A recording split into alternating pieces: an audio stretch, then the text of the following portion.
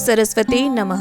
बसंत पंचमी माँ सरस्वती को समर्पित यह दिन छात्रों और कला से जुड़े लोगों के लिए बहुत ज़्यादा महत्वपूर्ण माना जाता है और यह दिन एक सुअवसर होता है माता सरस्वती को प्रसन्न करने का, क्योंकि बिना माँ सरस्वती की कृपा के बुद्धि, ज्ञान और विद्या का आशीर्वाद नहीं मिलता।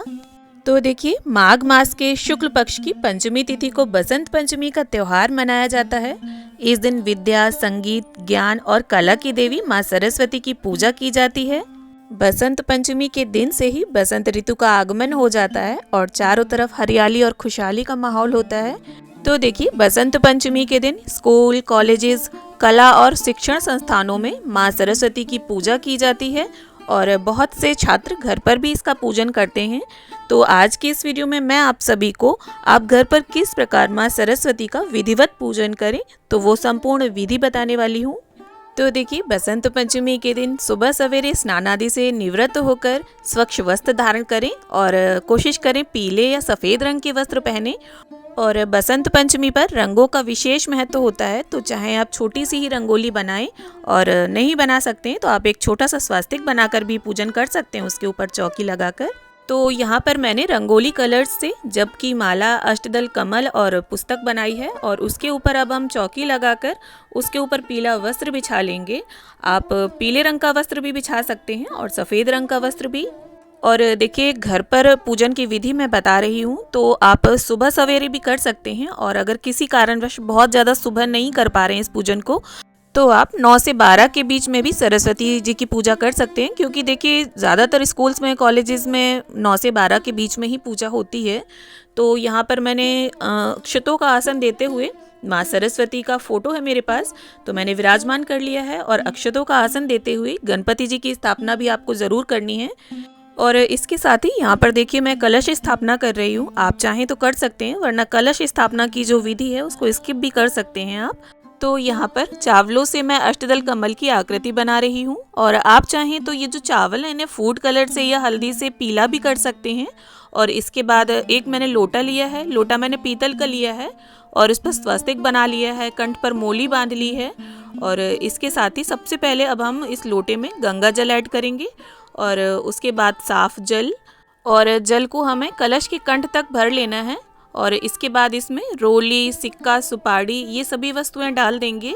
और आप चाहें तो पीतल के लोटे की जगह तांबे के लोटे का भी प्रयोग कर सकते हैं। और इसके बाद हमने अक्षत डाल दिए हैं और यहाँ आम के 7 पत्ते लिए हैं मैंने और उन्हें टीक लिया है चंदन और रोली से। और इसके बाद चावलों से भरा पूर्ण पात्र हम रख देंगे और पत्तों को व्यवस्थित कर लेंगे। तो देखिए, अगर आपको आम के पत्ते ना मिले तो आप इसकी जगह पर अशोक के पत्ते भी ले सकते हैं। और इसके बाद अब मैं यहाँ पर देखिए श्री कलश की स्थापना कर रही हूँ, तो पानी वाला हमें जटा वाला नारियल लेना है और उस पर एक पीला या सफ़ेद कपड़ा आप लपेट लें। और अगर आपके पास पीला या सफ़ेद कपड़ा ना हो तो आप नारियल पर कलावे को भी लपेट सकते हैं, क्योंकि कलावा जो होता है वो एक तरह से वस्त्र ही माना गया है, कच्चे सूत से निर्मित होता है। और देखिए, नारियल का जो मुख है वो आपको अपनी ओर, यानी पूजा करने वाले की ओर नारियल का मुख रखना है। अब देखिए, अगर आप स्टूडेंट हैं और स्टडी कर रहे हैं तो स्टडी से रिलेटेड सारी चीज़ें आप चौकी पर रख लें। और अगर आप संगीत की शिक्षा ले रहे हैं, उसमें बहुत सारी चीज़ें होती हैं, वाद्य यंत्र होते हैं, जैसे हारमोनियम, तबला या ढोलक, बांसुरी, गिटार या नृत्य की शिक्षा ले रहे हैं तो माँ के चरणों के पास घुंघरू रख दें। और देखिए, यहाँ पर मैंने संस्कृत और हिंदी की बुक रखी है, क्योंकि देखिए संस्कृत जो है वो हमारी देव भाषा है और हिंदी जो है वो हमारी मातृभाषा है, तो ये 2 बुक्स तो आप ज़रूर रखें।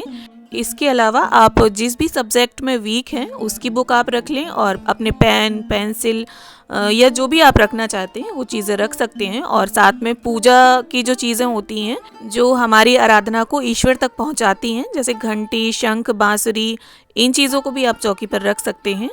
अब देखिए, हमने दीपक प्रज्वलित कर लिया है और इसके बाद गंगा जल और फूल की सहायता से स्नान की भावना से सभी को हम जल का छींटा दे देंगे। और जिस प्रकार से स्नान के बाद वस्त्र पहने जाते हैं, ठीक उसी प्रकार से गणपति जी को हमने वस्त्र की भावना से कलावा अर्पित कर दिया है। और इसके बाद जनेऊ अर्पित कर देंगे। देखिए, जनेऊ ना हो अगर आपके पास तो आप कलावे को भी 5 या 7 बार लपेट कर जनेऊ की भावना से गणपति जी को अर्पित कर सकते हैं। और इसके बाद माँ सरस्वती को यहाँ पर पीली चुनरी में भेंट करूँगी। आप माँ को पीली लाल किसी भी रंग की चुनरी भेंट कर सकते हैं, और अगर चुनरी ना हो तो आप वस्त्र की भावना से कलावा ही अर्पित कर दें। और देखिए यहाँ पर मैं एक नई माला लेकर आई हूँ माँ सरस्वती के लिए, तो मैं वो अर्पित करूँगी। अब इसके बाद गणपति जी को, माँ सरस्वती को, कलश देव को और विद्या से संबंधित सभी चीज़ों को, और माँ के जो वाहन हैं हंसराज उन्हें, और माँ के चारों हाथों में, दो हाथों में तो वीणा होती है उस पर, और एक हाथ में स्फटिक की माला होती है, और चौथे हाथ में वेद ग्रंथ होते हैं। तो सभी को हम चंदन, रोली, अक्षत समर्पित करते हुए टीका कर लेंगे।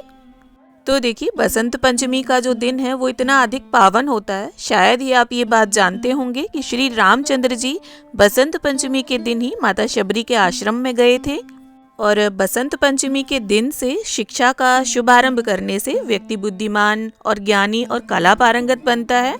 और आपने देखा भी होगा, कभी किसी चीज़ों की शिक्षा जब शुरू की जाती है तो हमेशा माँ सरस्वती की पूजा की जाती है। तो बसंत पंचमी का जो दिन है वो सभी प्रकार के शुभ कार्यों के लिए बहुत उत्तम माना जाता है।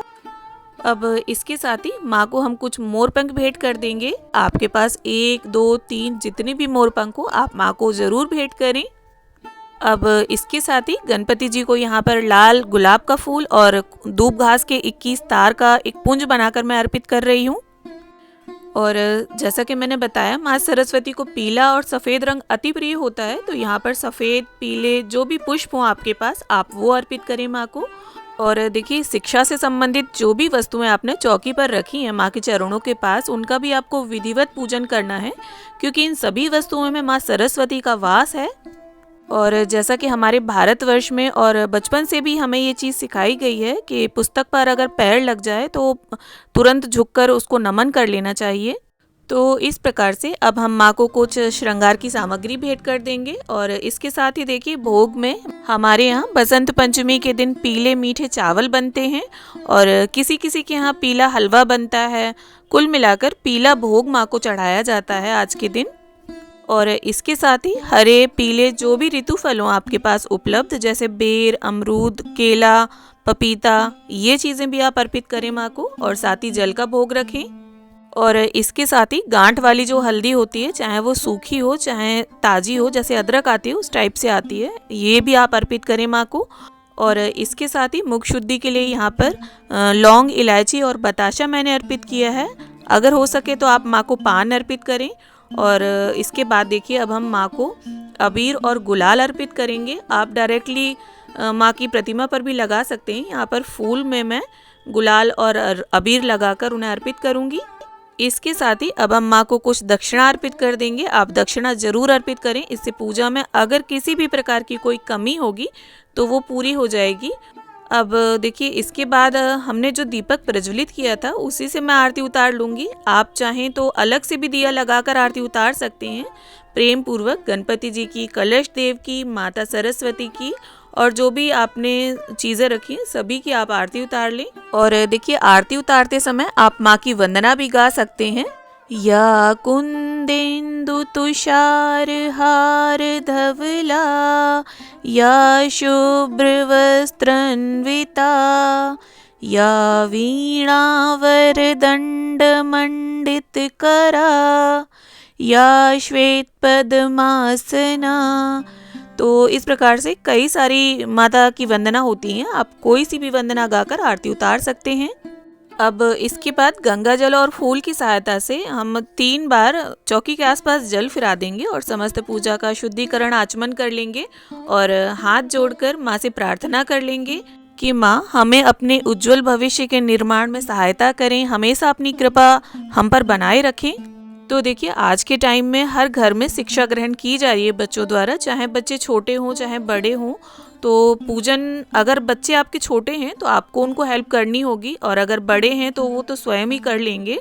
कुल मिलाकर बसंत पंचमी के दिन आपके बच्चे छोटे बड़े जैसे भी हों, उनका मनोबल बढ़ाने के लिए आप इस पूजन को या करें या करवाएं, लेकिन बच्चों को इस पूजन में ज़रूर शामिल करें।